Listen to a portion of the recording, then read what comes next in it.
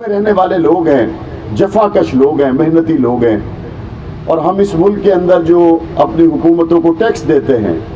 ہم یہاں پر ہل چلاتے ہیں، ہم یہاں پر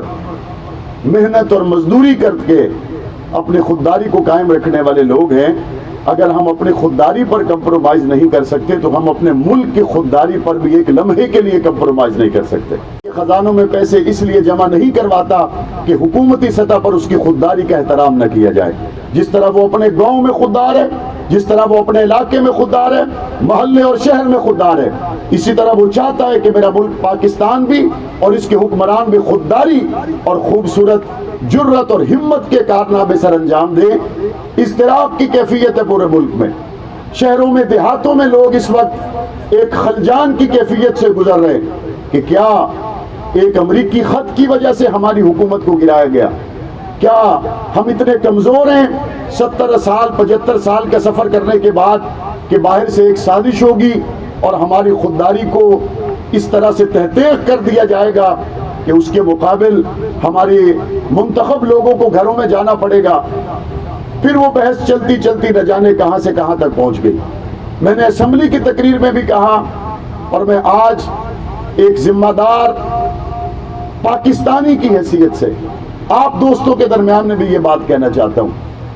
مختلف راستوں سے گزرنے کے بعد جہاں نتیجہ لکھا ہوا ہے وہاں پر پہنچنے سے بہتر ہے کہ آپ کو سیدھا سیدھا نتیجے والی جگہ پر جانا چاہیے، اور درمیان میں وقت ضائع کیے بغیر فی الفور حکومت پاکستان کو جوڈیشل کمیشن کا قیام عمل میں لانا چاہیے، اور اس جوڈیشل کمیشن کے اندر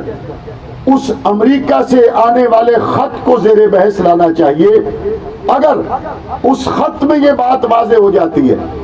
کہ پاکستان کی سابقہ حکومت کو سازش کے تحت گرایا گیا اور امریکہ سے کی جانے والی سازش کے نتیجے میں ہمارے رجیم چینج کے حالات پیدا ہوئے،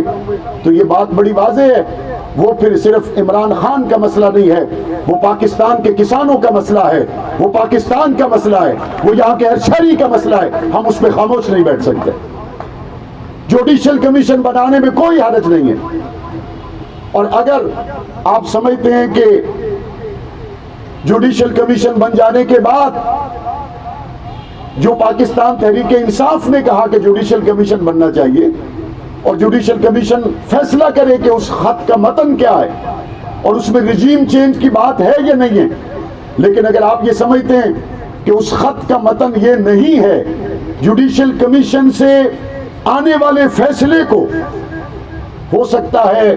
کہ پاکستان تحریک انصاف کے لوگ صرف اس لیے نہ مانیں کہ جو فیصلہ وہ چاہتے ہیں وہ نہیں ہوگا۔ میں سمجھتا ہوں اگر جوڈیشل کمیشن کا مطالبہ خود پاکستان تحریک انصاف نے کیا، اس کے بعد اگر وہاں سے فیصلہ مختلف آ جاتا ہے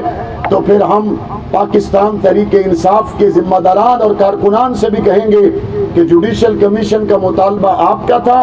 فیصلہ آ جانے کے بعد آپ کو فیصلہ پسند آئے نہ آئے، آپ کو پاکستان کے لیے اس پر اعتماد کرنا چاہیے، لیکن اس اضطرابی کیفیت میں ملک کو زیادہ دیر رکھنا